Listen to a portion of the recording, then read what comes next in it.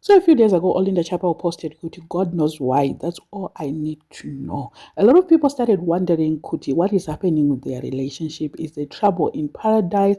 And then later on, Olinda came and clarified, Kuti, not everything that she posts is about herself. She posts anything at any given time.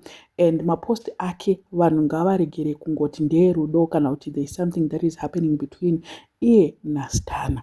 So yesterday she wrote a love letter, and love letter yacho, a lot of people are still confused with what is happening, because zvese zviri kungonyorwa zvidhiletwa.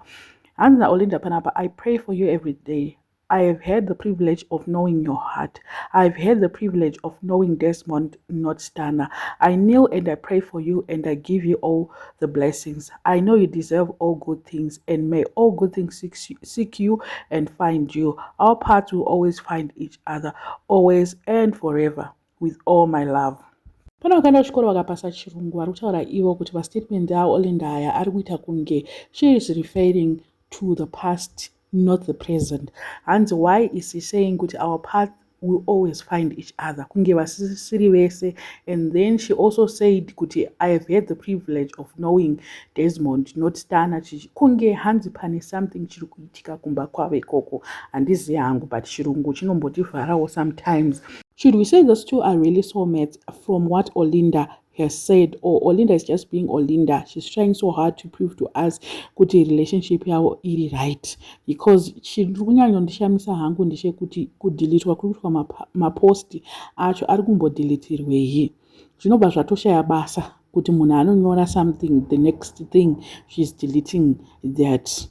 Vanhu manje vakutoisa madoubts zvikanzi hakusisina relationship kumba uko hamene kuti vanhu vakanetsana chii, because Olinda tinomuziva kuti kana akutongoya pasocial media akunyora kudai, so there's something that is happening.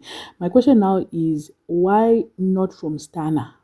Nyaya yacho dzese dzinongobva kuna Olinda, maparagraphs anongonyorwa naOlinda zvese izvozvo, and Stana wacho hardly comments on anything zvinenge zvambonyorwa nasis Olinda. Olinda anengatsoziva kuti internet doesn't forget, people will always fall out receipts. That's why I just delete it. But anyway, we've got my screenshots. We've got screenshot association. Vanhu vanenge vatotora mascreenshot already. So ngaasaite zvake achinyora achidelete, because zvinhu zvacho zvinenge zvichizongobuda pamberi apo.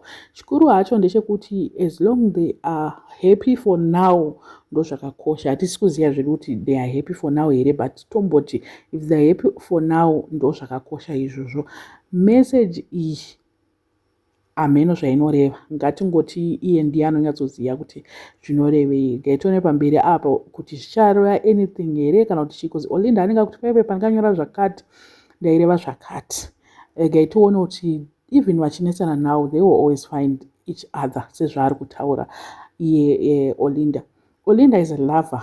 Ndo zvandonyatsoziva kuti tete vanonyatsoda, tete Olinda, aiwa tete Olinda vanonyatsoda, she's a lover, and vanozongokanganiswa, vanozongovhiringidzwa zvavo nevanhu vavanenge vasangana navo, but iye pachake she is a lover.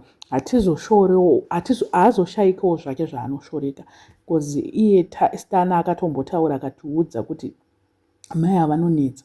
The same Titan was also saying kuti amai havanotaurisa vanonetsa, vanozoita sei.